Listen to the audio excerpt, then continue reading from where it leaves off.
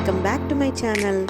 ఈ మధ్య నేను రెగ్యులర్గా వీడియోస్ అప్లోడ్ చేయలేకపోతున్నానండి, just because of my busy duty schedule. ఇక అప్పుడప్పుడు కనీసం 3 డేస్కి ఒక్కసారైనా ఒక్కొక్క వీడియో అప్లోడ్ చేయాలనుకున్నాను. హెక్టిక్ షెడ్యూల్ వల్ల సరిగ్గా భోజనం కూడా చేయలేకపోతున్నానండి. ఇష్టమైన ఫుడ్ తినలేకపోతున్నాను. ఈరోజు ఎట్టి పరిస్థితుల్లో అయినా సరే పూరి కుర్మా తయారు చేసుకొని తిని తర్వాతే డ్యూటీకి బయలుదేరాలని నిర్ణయించుకున్నానండి. పొద్దున్నే 6:30కి లేచాను.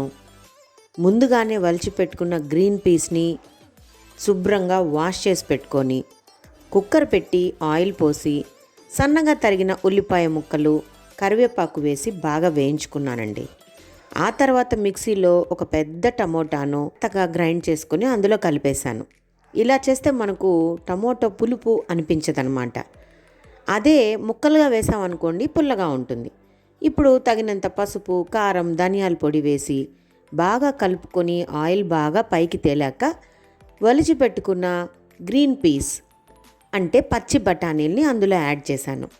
ఇవి బాగా కలుపుకున్నాక కాసింత నీళ్లు పోసి ఉప్పు వేసి చక్కగా కుక్కర్ మూత పెట్టి 2 విజిల్స్ వచ్చే వరకు ఉడికించుకున్నాను.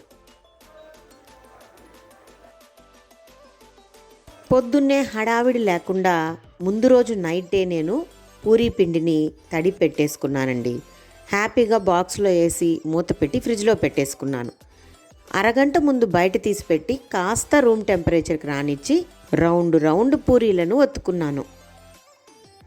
ఈ గ్రీన్ పీస్ కర్రీలో పన్నీర్ కూడా వేసాను అనుకోండి, మంచి ప్రోటీనేషియస్ డైట్ కదా, అందుకని వేడి నీళ్ళల్లో పన్నీర్ ముక్కలను వేసి కాసేపు సోక్ చేసి పెట్టుకున్నాను. ఇలా చేస్తే పన్నీర్ చాలా సాఫ్ట్గా అయిపోతుంది. ఈలోపు కుక్కర్ విజిల్ వచ్చేసింది.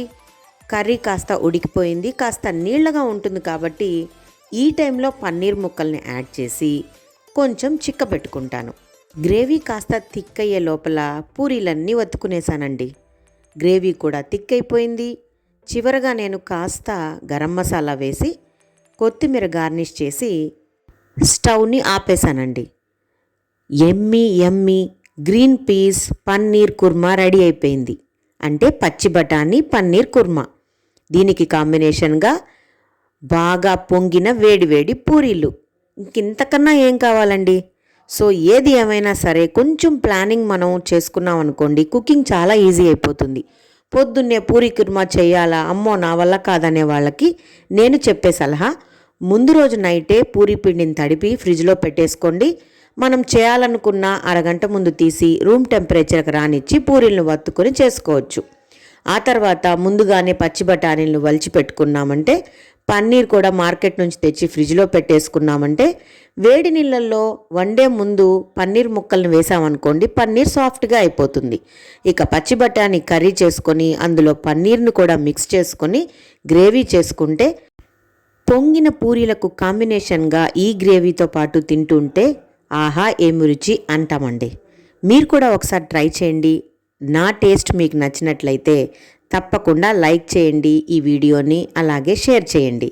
ఒకసారి మీరు కూడా చేసుకొని రుచి చూసి ఎలా ఉందో కామెంట్ చేయండి. ఇంకొక వీడియోతో మళ్ళీ కలుస్తాను. Until then bye.